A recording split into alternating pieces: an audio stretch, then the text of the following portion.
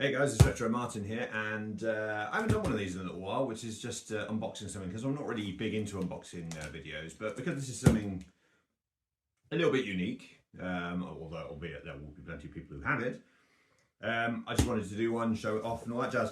In case you can't read, Metal Gear Solid, the board game. Pretty much gives it away really, doesn't it? So I've already pre-opened the actual box itself, because I'm useless to that sort of thing.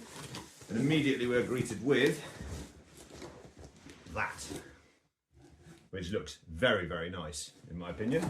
So we open this up. Might try and get the box into the garage, reuse it. I think it's got that lovely Metal Gear signage on it. So let's take it out. The chair. Okay. So as we can see, nice big box, lots of instructions on the back. Some lovely artwork, Yoji Shinkawa if I remember rightly. It's been a while. So if I take off the polystyrene, do this the easy way. Number one.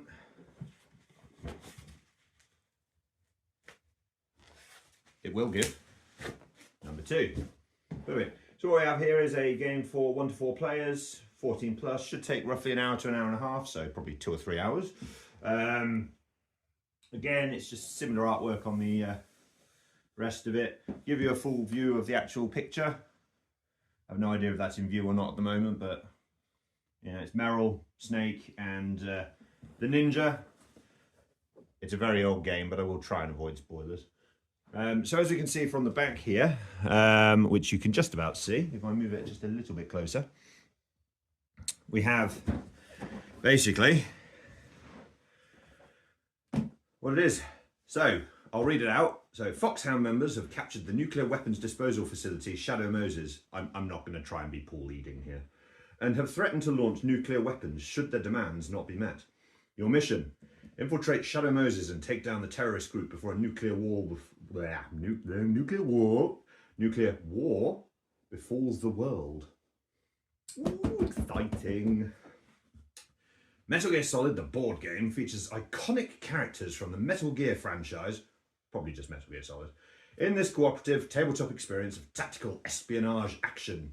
Infiltrate and navigate the hallways of Shadow Moses through its 14-mission campaign. Sneaking missions feature a robust stealth system where players attempt to stay out of the guard's sights, or risk engaging in combat, while boss missions pit you against familiar adversaries from the series. Stay sharp out there. So we got a lot of stuff in here. I see a Meryl and Otacon figure.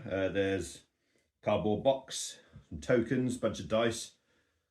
One of the dies has got a exclamation mark on it for a warning, so that's going to be quite fun. Bonus points if anyone goes whoop whenever someone is spotted. We've got Liquid, Sniper Wolf, Psycho Mantis, Revolver Ocelot, Vulcan Raven. I see Snake and an absolute bucket load of Genome Soldiers and the Ninja. So there's quite a few characters. I'm sure there's a way for the codec team to be integrated into this as well. But effectively what we've got is 5 character figures, 5 boss figures, 12 guard figures, 2 cardboard box figures, 1 Metal Gear Rex figure, 16 double-sided tiles, 4 player dashboards, 6 boss dashboards, 1 guard dashboard. No idea what a dashboard is. I'm not that much of a board game player. I'm sure we'll find out. 171 cards, 225 tokens. This is an absolute nightmare for keeping it all together. 1 boss tracker, 1 rule book, always handy. 1 campaign book, 1 VR missions book, so it must cover the VR missions or integral, depending on which part of the world you're in, section. 1 codec book, that'll be fun. And 15 dice, because, you know, 1 or 2 is just not enough. There are instructions in French, German, Spanish and Italian as well, so it looks like it might be quite wide and varied. So let's get this sucker opened up somehow without destroying it. This is the bit where I completely screw this up and I have to call in my friend Mr. Knife.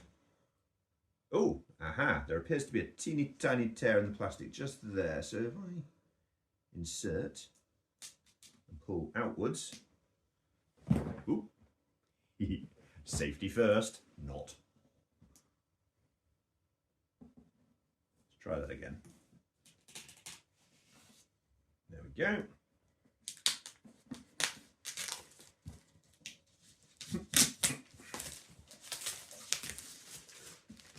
Well, that was relatively easy. I always say I suck at it, and then I managed to pull it off without any issues whatsoever. Ridiculous. Right, I'm not going to keep that plastic. Okay, let's see. Is it a lifty?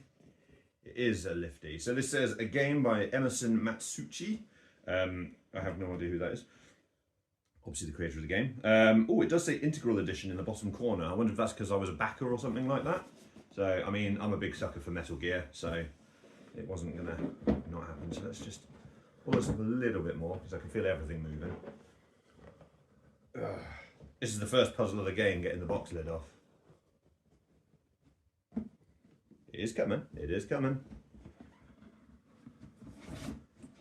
Oh, blooming heck, that is a lot of stuff. So I just balance the lid there for a second. So as we can see, we've got introducing the Integral Edition. Your copy of Metal Gear Solid the board game comes with the following 2 items that are unique to the Integral Edition of the board game. The exclusive Metal Gear Rex figure replaces its cardboard tile from the standard edition with a fully realised Rex sculpt. Basically, instead of a tile, I get a figure. And a fully illustrated 148-page graphic novel detailing the beats of the Shadow Moses campaign, illustrated by Kenneth Lowe. And there's also a free digital VR mission with a QR code thing. We'll look into that at another point. So we've got here all the tokens and stuff. I will give you a quick look. So you can see there's a tank there as well. Got lots of like bullet and CCTV systems. There looks to be some C4, some rooms. So looks like it's going to be quite an involved game. We also have here singular maps, so obviously rather than it being folding, looks like you've got the maps themselves which you can connect together. And I can see we've got like the cargo dock where the game starts, very iconic, you know, Colonel, this is Snake, and all that jazz. Blast furnace. Oh, we've got the laboratory where the ninja tries to make Otacon pee himself. The interrogation room. A lot of button mashing memories in there. The holding cells, like they're all double-sided, so you can obviously put them out as you want. So there's actually quite a fair few, as you can see there from that lump. So that's pretty cool. I'll tell you what, let's put these down there. This is looks like my Shadow Moses campaign. So this looks like the instructions potentially. So I'll tell you what, let's just... Such a nice sound, isn't it? It's the sound of I've got new stuff. So, so it's all. So we've got the actual rule book, which is very, very thick. So again, this is starting to seem like a blooming D&D campaign. Codex. So we've got the codec book with some lovely artwork in it. Oh, it's got specific like codec numbers, but not the ones from the game. Like, let's pick one out, 0207 or 02.07, and then you read out what it says. So I'm assuming it's going to be something along the lines of you pick a codec card and it might tell you something special about the situation you're in. So if I put that down there. This is the VR missions, which is a completely separate, so VR missions are replayable standalone challenges for 1 to 4 players that can be played in any order. So it might be good for beginners. All VR missions are sneaking stages that test a team's infiltration and survival skills with special rules and objectives to complete. So it mentions things like trap tokens, and it tells you which boards to use as well, which is quite handy. Just give you a sort of overview of that. Each book has got really nice art, like different coloured versions of the main artwork on the front of the box as well. And then we've got the actual rule book, which goes into things like the focus tokens. Oh, see, hacking terminals, movement. Oh, there's a big tank there. Starting equipment, boss stages. Effectively, it is a board game version of playing the video game from the sounds of it. So yeah, there's a lot there to go through. So I'll put those back in the thing, and then we've got the actual book itself, which is as shown. I just picked a random page there. It just happened to be Sniper Wolf, of course. Some lovely artwork on that, so I'm looking forward to giving that a good good read through. It appears there's some bits for codec conversations as well, which are done sort of like in that style, like the codec book. So that'd be a good fun read. So let me just put that to one side. We've got a couple more smaller stages, including the helicopter gunship, because why wouldn't you? So that'd be pretty cool. We've got Rex, comms tower. We've got some dashboards here, which are sort of like, I think they're reminder cards for your turn orders and stuff. So there's like a character card for Otacon and the Ninja. So yeah, these are sort of like character cards, so to speak, because you've got one for Meryl, Snake, and Ocelot as well, for people.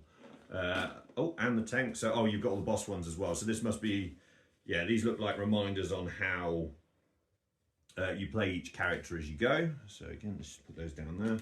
The bajillion and one dice. But there you go, the cool little exclamation mark. A bucket load of cards. So these look like equipment and reaction cards. As you can see, you've got the light assault rifle rather than using the actual term FAMAS, because that would be trademarked and they'd probably have to pay for that. It seems to be the way a lot of games are going these days. More action cards and equipment cards. I'm not going to open those up for the time being. There appears to be a memory box, which I'm assuming is something that you'll keep cards in as you go, potentially, or it's just there for fun. So if I take out the first plastic insert, and then the second plastic insert, and we get onto the actual, make sure there's anything else underneath. Nope. So I can keep this in the box. So if I just discreetly move this to one side. So as you can see, you've got all the character models and cardboard stuff there. I don't want to put it too sideways, so hopefully you can see that. There's quite a lot of them, all different colours. And of course the pièce de résistance of the Integral Edition is Metal Gear Rex, which comes with rail cannon, which I believe, looking at it, can attach just on the side there while you're playing and detach when you're not. And it has its own spot in the board, so this is a custom, this must be a custom box for Integral users. So I just put that in the same side. So yeah, it looks like it's going to be an incredibly involved game. I don't have 14 people to play with. 14 people? I don't have 3 people to play with, I have 1, and I'm not sure my wife is really going to be overly enamoured with playing this with me. But I am sure eventually I will have good fun. Hang on, I put this in wrong. Right, rather than make you guys watch this boring, put it all back together, I'll just show you the sides of the box as well, because it's got some more artwork of all the bosses, which is repeated on the cards, as well as the characters as well. So that's really, really cool. So I hope you've enjoyed looking at this. I haven't got a clue when I'm going to be able to play it. It might even be years before I get a game off the ground, but my son and daughter are quite smart. I might be able to rope them into doing a small bit of maybe the VR missions, because they're smaller until we get used to it. It looks quite similar to games like Flashpoint, where there's a lot of tokens and a lot of different rules and stuff like that. But we quite enjoyed Flashpoint. My kids actually can play that, despite the fact they are way under the age range for it in terms of being able to play. So fingers crossed. But yeah, I hope you've enjoyed this different sort of video, because I haven't done an unboxing in a while, because again, as I said, I'm not the biggest fan of just pure unboxing videos, but I wanted to show this off because it's a really cool thing. And yeah, I hope you've enjoyed it. So Metal Gear Solid, the board game, I'm looking forward to finally being able to try it out.